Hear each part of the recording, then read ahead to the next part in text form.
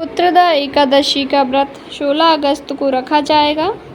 ये है पुत्रदा एकादशी व्रत कथा से मिलने वाला फल और पुत्रदा एकादशी की कथा। आइए पुत्रदा एकादशी की कथा सुनते हैं। हिंदू धर्म में एकादशी व्रत भगवान विष्णु को समर्पित है। एकादशी का व्रत करने से मनुष्य को शुभ फलों की प्राप्ति होती है। सावन पुत्रदा एकादशी व्रत 16 अगस्त 2024 को है। एकादशियों का महत्व। एकादशियों का आनंद लेते हुए धनुर्धर अर्जुन ने कहा, हे प्रभु, ये कल्याणकारी और महापुण्यदायी कथाएं सुनकर मेरे आनंद की सीमा नहीं है। मेरी जिज्ञासा बढ़ती जा रही है। कमल नयन, अब आप मुझे श्रावण माह के शुक्ल पक्ष की एकादशी की कथा सुनाने की कृपया करें। इस एकादशी का क्या नाम है तथा इसके व्रत का क्या विधान है? इसमें किस देवता का पूजन किया जाता है और इसका व्रत करने से किस फल की प्राप्ति होती है? श्री कृष्ण ने कहा, हे धनुर्धर, श्रावण माह के शुक्ल पक्ष की एकादशी की कथा के श्रवण मात्र से ही अनंत यज्ञ का फल प्राप्त होता है। हे पार्थ, द्वापर युग के आरंभ में ही महिष्मती नाम की एक नगरी थी। उस नगरी में महाजित नाम का एक राजा राज्य करता था। वह पुत्रहीन था, इसलिए वह सदा दुखी रहता था। उसे वह राज्य सुख और वैभव सभी कुछ बड़ा ही कष्टदायक प्रतीत होता था, क्योंकि पुत्र के बिना मनुष्य को यह लोक और परलोक दोनों में सुख नहीं मिलता है। राजा ने पुत्र प्राप्ति के बहुत उपाय किए, किंतु उसका हर उपाय निष्फल रहा। जैसे जैसे राजा महाजीत वृद्धावस्था की ओर बढ़ता जा रहा था, वैसे वैसे उसकी चिंता भी बढ़ती जा रही थी। एक दिन राजा ने अपनी सभा को संयोजित करके कहा, ना तो मैंने अपने जीवन में कोई पाप किया, ना ही अन्यायपूर्वक प्रजा से धन एकत्रित किया, ना ही कभी प्रजा को कष्ट दिया और ना कभी देवता और ब्राह्मणों का निरादर किया।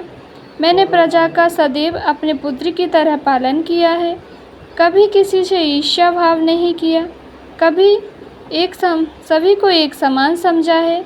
मेरे राज्य में कानून भी ऐसे ही नहीं है जो प्रजा में अनावश्यक डर उत्पन्न करे। इस प्रकार धर्मयुक्त राज्य करने पर भी मैं इस समय अत्यंत कष्ट पा रहा हूँ। इसका कारण क्या है? मेरी समझ में कुछ नहीं आ रहा। आप इस पर विचार करें कि इसका क्या कारण है और क्या इस जीवन में मैं इस कष्ट से मुक्त हो पाऊँगा। राजा के इस कष्ट के निवारण के लिए मंत्री आदि वन को गए, ताकि वहाँ जाकर किसी ऋषि मुनि को राजा का दुख बतलाकर कोई समाधान पा सके। वन में जाकर उन्होंने श्रेष्ठ ऋषि मुनियों के दर्शन किए। उस वन में वयोवृद्ध और धर्म के ज्ञाता महर्षि लोमस भी रहते थे। वे सभी जन महर्षि लोमस के पास गए। उन सब ने महर्षि लोमस को दंडवत प्रणाम किया और उनके सन्मुख बैठकर महर्षि के दर्शन के सभी को प्रसन्नता हुई और सब ने महर्षि लोमस से प्रार्थना की, हे देव, हमारे अहोभाग्य है कि हमें आपके दर्शनों का सौभाग्य प्राप्त हुआ।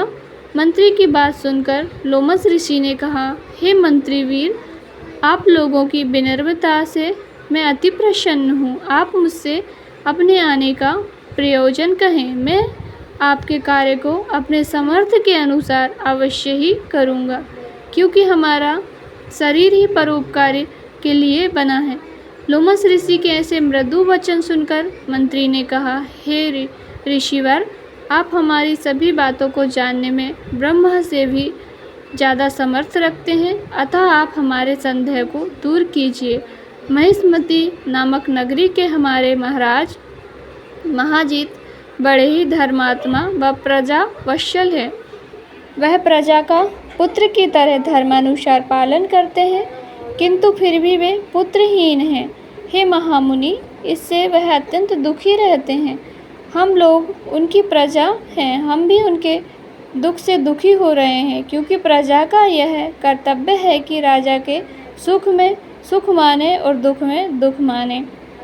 हमें उनके पुत्रहीन होने का अभी तक कारण ज्ञात नहीं हुआ है, इसलिए हम आपके पास आए हैं।